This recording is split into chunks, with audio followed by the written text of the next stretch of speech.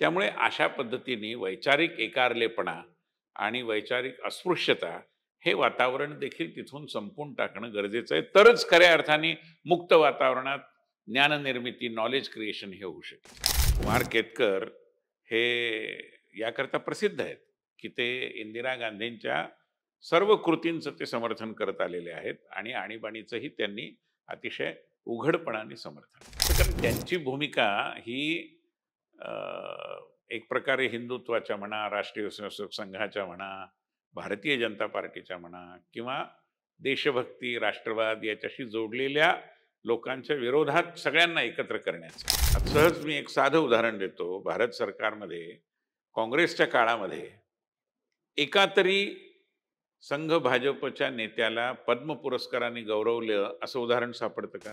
आणि त्यामुळे कोणतीही विचारधारा असो, परंतु त्यांच्या सहभागानेच आपल्याला पुढे जायचंय. कारण आपल्या देशाची ही प्रकृतीच आहे, एकम सत विप्रा बहुधा वदंती. नमस्कार, मी मुकुल आव्हाड आणि कॅमेरावर आहेत अलेक्स चाळके आणि सिद्धेश कांबळे. महाएम टीव्ही मध्ये आपल्या सगळ्यांचं स्वागत. मुंबईच्या सार्वजनिक जीवनातलं ज्ञानाचं केंद्र अशी ओळख असणारी संस्था म्हणजे Asiatic society of Mumbai. Horniman सर्कलच्या परिसरामध्ये असणारी ही एक भव्य वास्तू मुंबईकरांसाठी, महाराष्ट्रातल्या सगळ्या लोकांसाठी एक अभिमानाची गोष्ट आहे. मात्र बाहेरून ही वास्तू जितकी भव्य आपल्याला दिसून येते, तितकंच त्या वास्तूच्या अंतरंगामध्ये खूप वेगवेगळ्या समस्या दडलेल्या आहेत. हे आपल्याला मागच्या काही दिवसांपासून दिसून येत आहे. 200 वर्षाहून अधिक काळ जुने असलेल्या संस्थांमध्ये आजच्या तारखेला कर्मचाऱ्यांचे पगार रखडले जाणं किंवा त्या संस्थेमधल्या पुस्तकांचं जी देखभाल आहे ती व्यवस्थित न होणं, अशा वेगवेगळ्या समस्या मागच्या काही काळापासून समाज माध्यमांमधून पुढे आलेल्या आहेत. त्याचबरोबर आता निवडणुकीच्या पार्श्वभूमीवर त्याच्यामध्ये सुरू असणारा राजकीय हस्तक्षेप असेल किंवा सदस्य नोंदणीमधला फेरफार असेल, आर्थिक नियोजनाचा अभाव असेल, या सगळ्या गोष्टी काही काळानंतर आता पुढे आलेल्या आहेत. या समस्यांच्या उगमाचा स्रोत नेमकं काय आहे, प्रश्नांच्या जंजाळातून या संस्थेला कसं बाहेर काढता येईल, याविषयी आज आपण चर्चा करणार आहोत. एशियाटिक सोसायटीच्या अध्यक्षपदाचे उमेदवार असलेले भारतीय जनता पक्षाचे माजी खासदार व वरिष्ठ नेते डॉक्टर विनय सहस्त्रबुद्धेजी. सर, महाएम टीव्ही मध्ये आपलं खूप खूप स्वागत. धन्यवाद. नमस्कार. निवडणुकीच्या पार्श्वभूमीवर एशियाटिक सोसायटीचे वेगवेगळे वाद आता समोर आलेले आहेत. मग तो त्याच्यामध्ये सदस्य नोंदणीतलं काही फेरफार असेल किंवा धर्मादाय उपायुक्तांनी जो निर्णय दिला त्याच्या विरोधात आता न्यायालयामध्ये जाण्याची भाषा सुद्धा काही जणांनी केलेली आहे. त्या अनुषंगाने एकंदरीतच या सगळ्या विषयाकडे तुम्ही कसं बघताय? सगळ्यात प्रथम हे समजून घेतलं पाहिजे की ही निवडणूक एखाद्या कृषी उत्पन्न बाजार समितीची किंवा एखाद्या सहकारी सोसायटीची निवडणूक जशी असते तशी ही निवडणूक नाही आहे. म्हणजे तसं त्याला चित्र येत आहे हळूहळू. पण एशियाटिक सोसायटी ऑफ मुंबई ही एक फार प्रतिष्ठाप्राप्त संस्था आहे. आपण थोडा इतिहास समजून घेऊ आणि मग तुमच्या प्रश्नाकडे मी येतो. ब्रिटिशांनी आपल्या देशामध्ये अनेक संस्था उभ्या केल्या त्यांच्या काळामध्ये आणि ती उभ्या करण्यामध्ये त्यांची ब्रिटनची एक प्रकारे इथेच वेगळ्या पद्धतीने एक नक्कल करावी असाही दृष्टिकोन असेल, त्यात काही अस्वाभाविक नाही. त्यामुळे ब्रिटनमध्ये royal society of great Britain होती. मग तशी इथे पण एक सोसायटी असली पाहिजे ज्याच्यात लोक येतील, अभ्यास करतील, वादविवाद करतील, चर्चा करतील.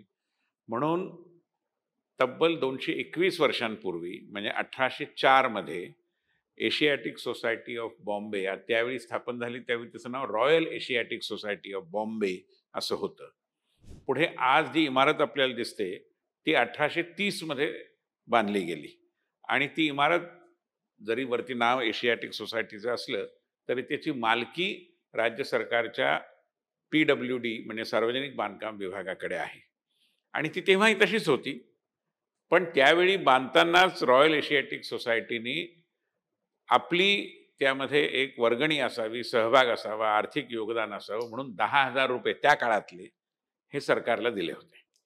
त्यामुळे त्या इमारतीच्या निर्मितीमध्येही रॉयल एशियाटिक सोसायटीचा त्यावेळेचा एक मोठा सहभाग होता.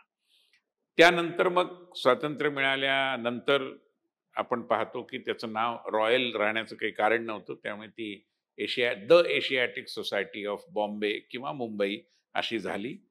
आणि जे त्या सोसायटीचं काम आहे की पौर्वात्य अशी जी आपली सांस्कृतिक संपदा आहे जगाच्या पूर्व भागातली, त्याच्यामध्ये साहित्य असेल, त्याच्यामध्ये कला असतील, त्याच्यामध्ये विविध प्रकारच्या पुराभिलेखाच्या गोष्टी असतील, कागदपत्र, दस्तावेज, ऐतिहासिक महत्त्वाच्या गोष्टी, या सगळ्यांचं जतन, संवर्धन लोकांकरता ते उपलब्ध करून देणं, ही त्याची भूमिका.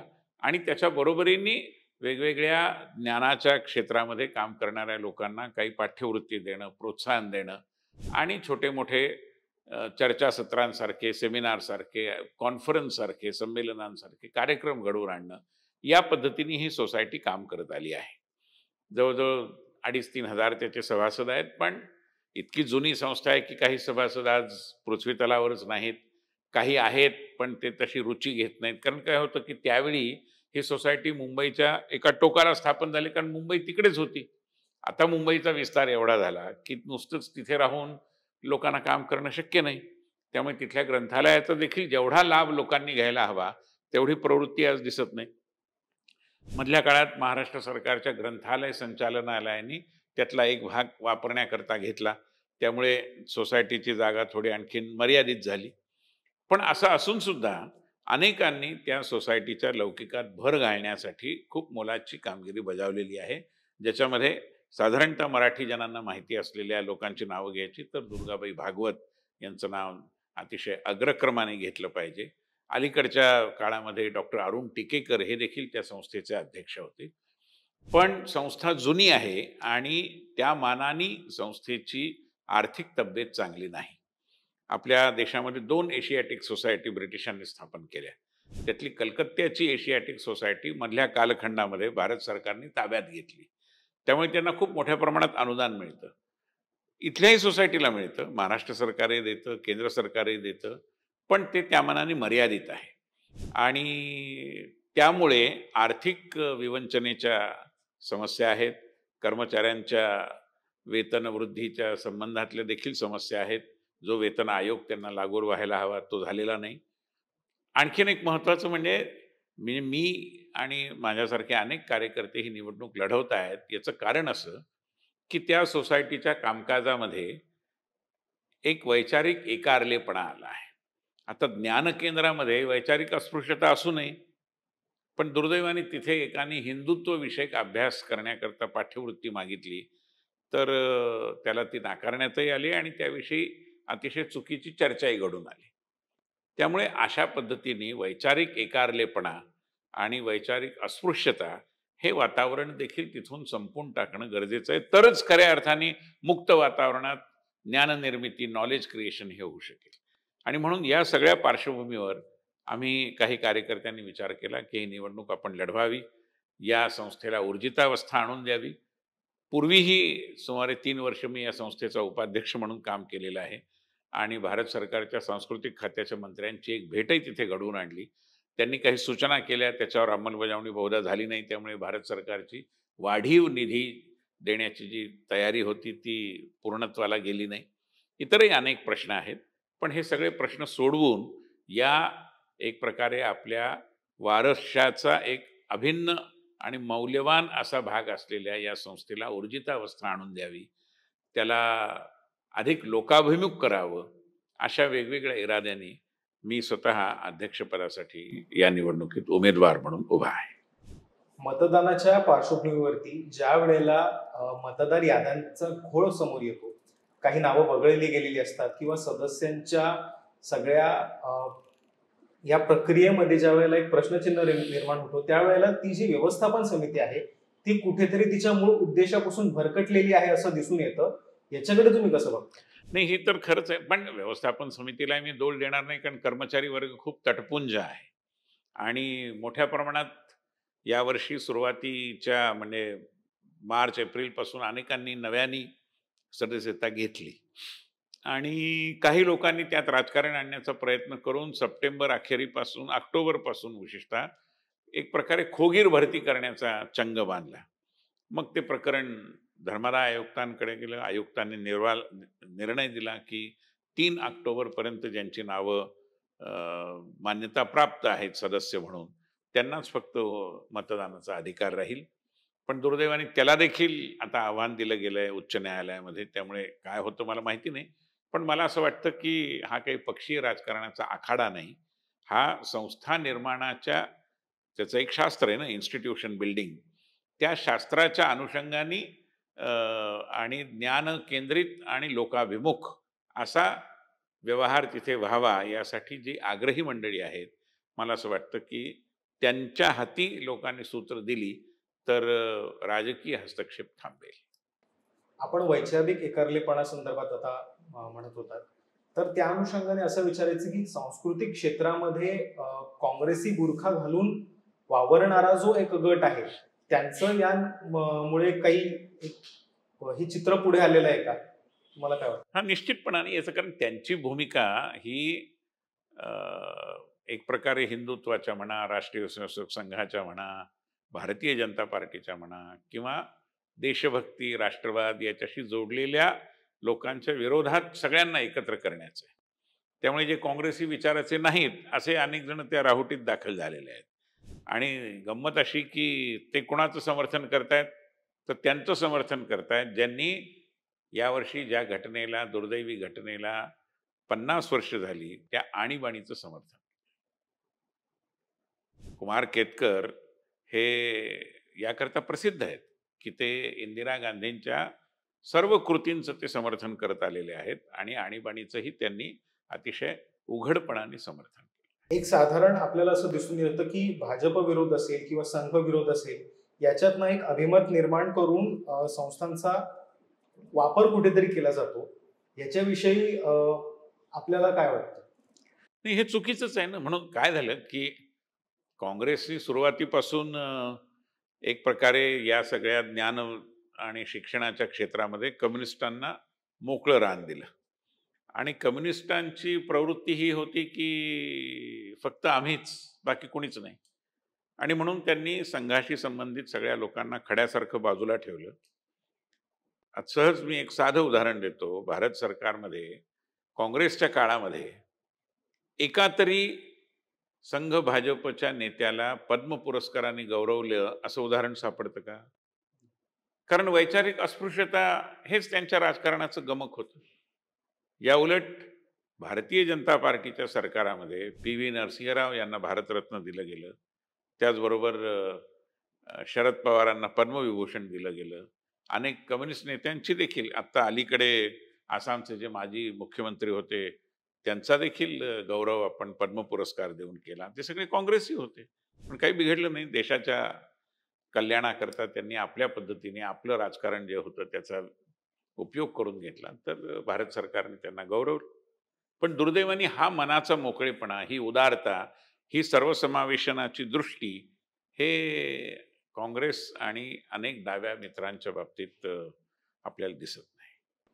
म्हणजे एका बाजूला स्वतःला सुसंस्कृत म्हणवणाऱ्या या सगळ्या ज्या संघटना आहेत किंवा ही जी लोक आहेत, त्यांनी आता मात्र वेगळ्या पद्धतीचं राजकारण संस्था ताब्यात घेण्यासाठी केलेलं आहे. आता नाही, हे राजकारण ते नेहमीच करत आलेले आहेत. आतापर्यंत त्यांना त्यांच्या आरेला कोणी कार्य करत नव्हतं. आता हा वैचारिक एकारलेपणा आम्ही चालू देणार नाही अशी भूमिका घेतली गेली. म्हणून ते आपल्याला कोणी आव्हान कसं देऊ शकतं अशा भूमिकेत आले आहेत.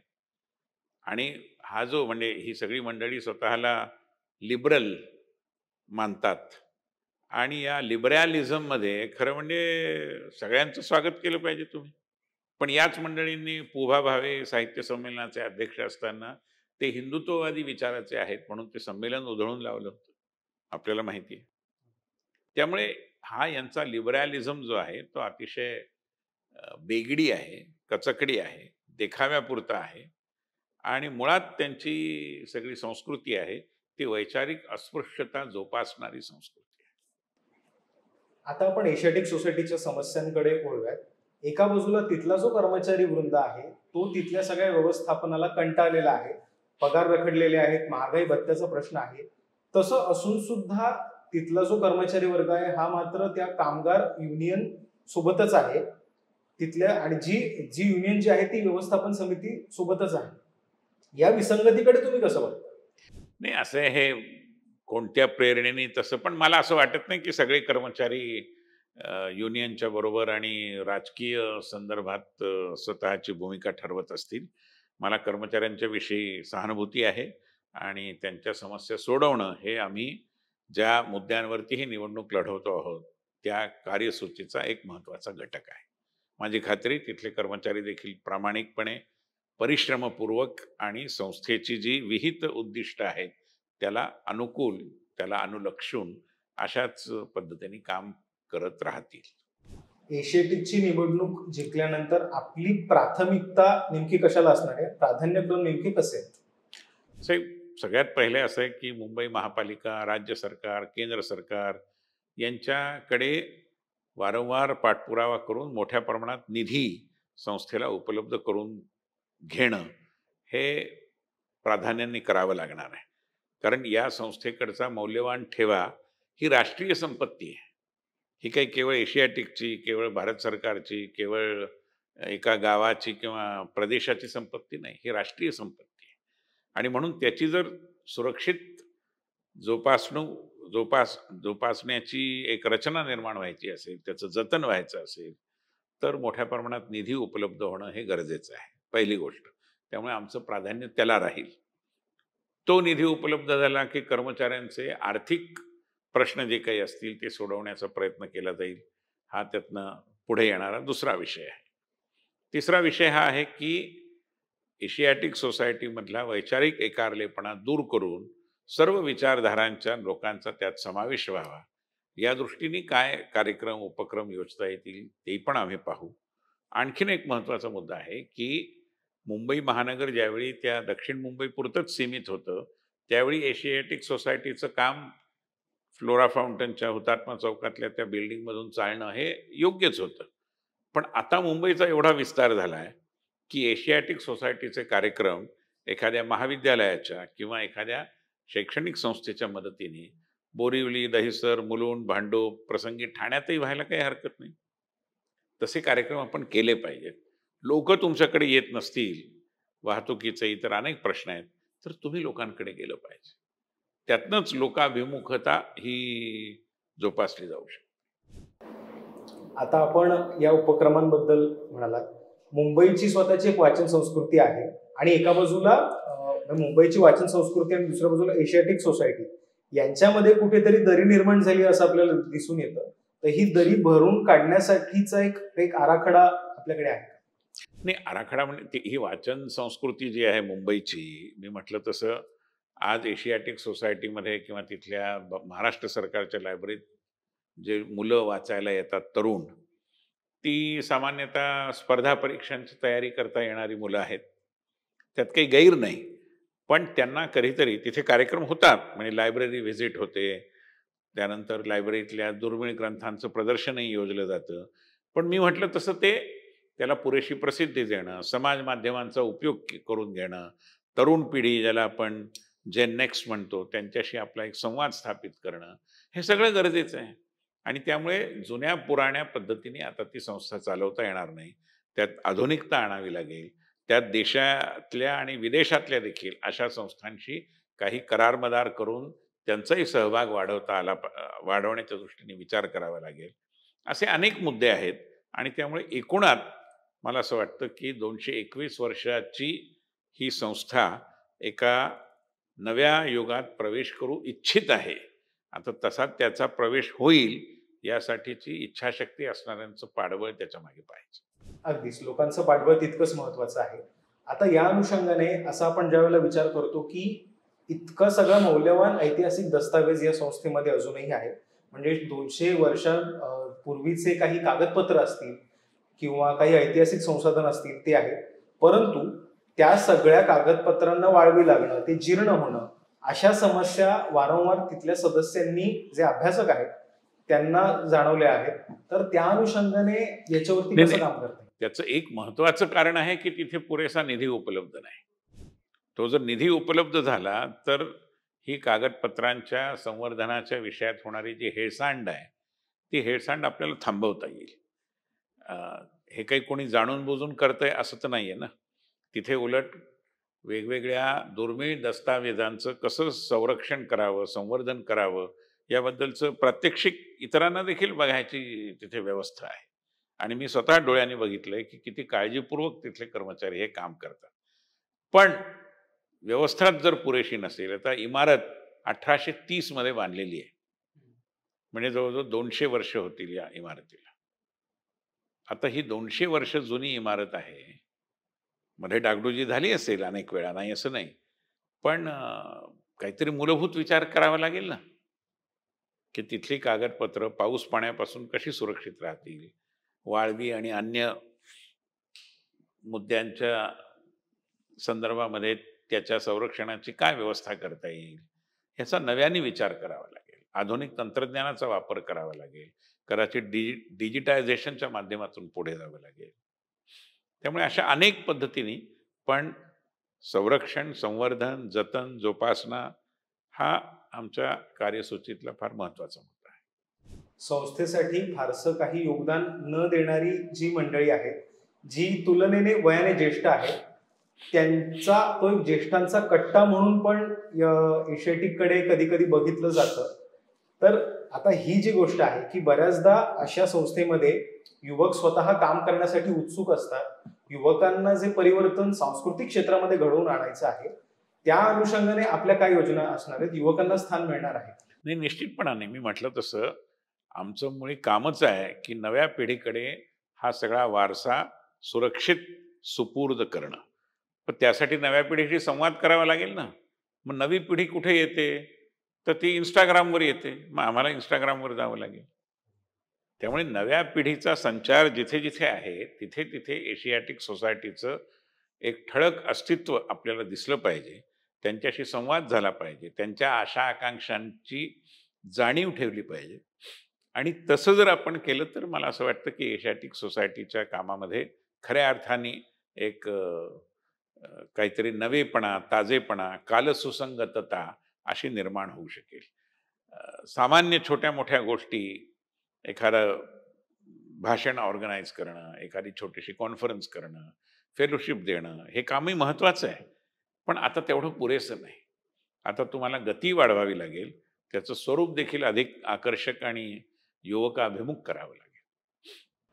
वेगवेगळ्या सांस्कृतिक संस्था ज्या आहेत, त्याच्यामध्ये आपल्याला मागच्या काही काळापासून एक असा डावे विरुद्ध उजवे अशा पद्धतीचा संघर्ष बघायला मिळतोय. तर त्या अनुषंगाने एक समन्वयाचं वातावरण कशा पद्धतीने तयार होऊ शकतं, करता येऊ शकतं?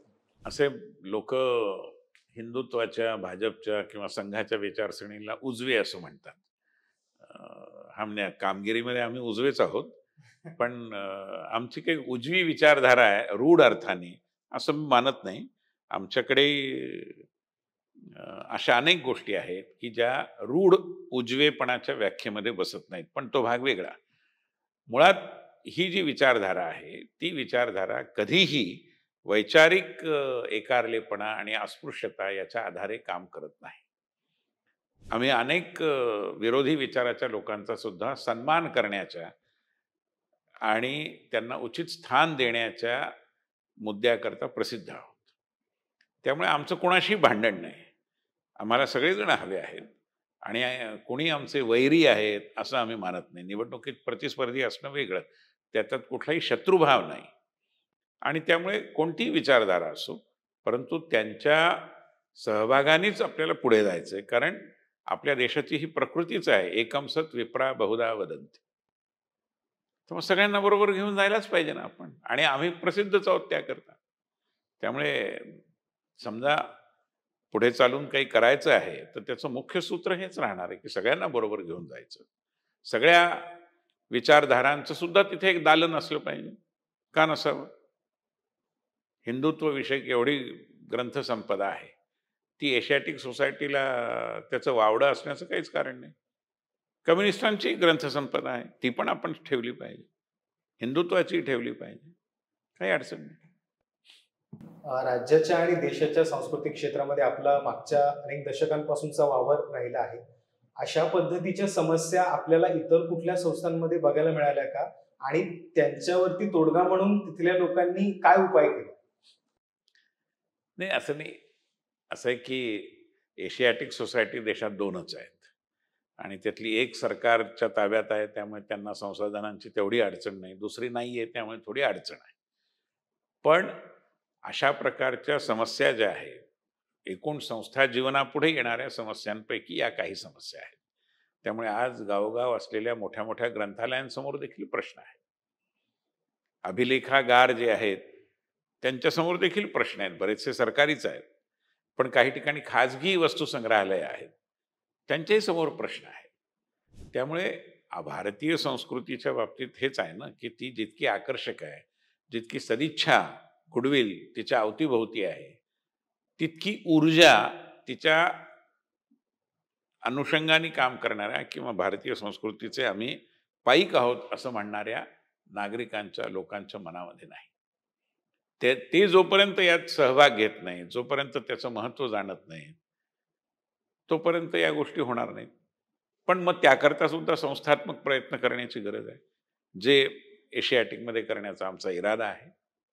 आणि त्यामुळे जशी रसिक वृत्ती ही जोपासली पाहिजे, तर शास्त्रीय संगीताला ऐकणारे लोक भेटतील, नाहीतर कुठे मिळणार तुम्हाला? मोठ्या-मोठ्या कादंबऱ्या वाचणारी लोक आज राहिली नाहीत. सगळेजण छोटं-छोटं वाचतात. पण ती वाचन संस्कृती जोपासताना तुम्हाला त्याचाही विचार करावा लागेल. कारण हा आपला सांस्कृतिक ठेवा आहे.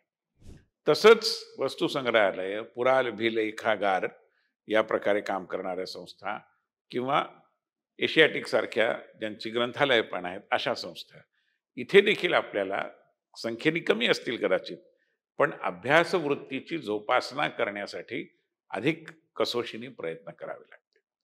समाजामध्ये तुम्ही कोणत्याही क्षेत्रात असा अभ्यास, छोटं मोठं संशोधन करण्याची प्रवृत्ती आपल्याला नेहमी जिवंत ठेवावी लागेल, जागृत ठेवावी लागेल. तरच समाज म्हणून आपला ज्ञानमार्गी विकास होऊ शकतो. आणि या ज्ञानमार्गी विकास होण्यासाठी म्हणून जे पाठबळ असावं लागतं ते एशियाटिक सोसायटीच्या माध्यमातून येणाऱ्या काळात सुद्धा पुढच्या पिढ्यांना मिळत जाईल. सर, आपण महाएम टीव्ही मध्ये आलात आणि आपण इतक्या वेगवेगळ्या विषयावरती आमच्याशी संवाद साधला, त्याबद्दल आपले खूप खूप आभार. धन्यवाद तुम्हालाही. विचारांची सर्वसमावेशकता जर असेल तर ती संस्था प्रगल्भ होऊ शकते, असा एक विचार आज डॉक्टर विनय सहस्त्रबुद्धेजी यांनी मांडला. आपल्याला ही मुलाखत कशी वाटली हे मला कमेंट बॉक्समध्ये नक्की सांगा आणि महाएम टीव्हीच्या युट्यूब चॅनलला सबस्क्राईब करायला विसरू नका. धन्यवाद.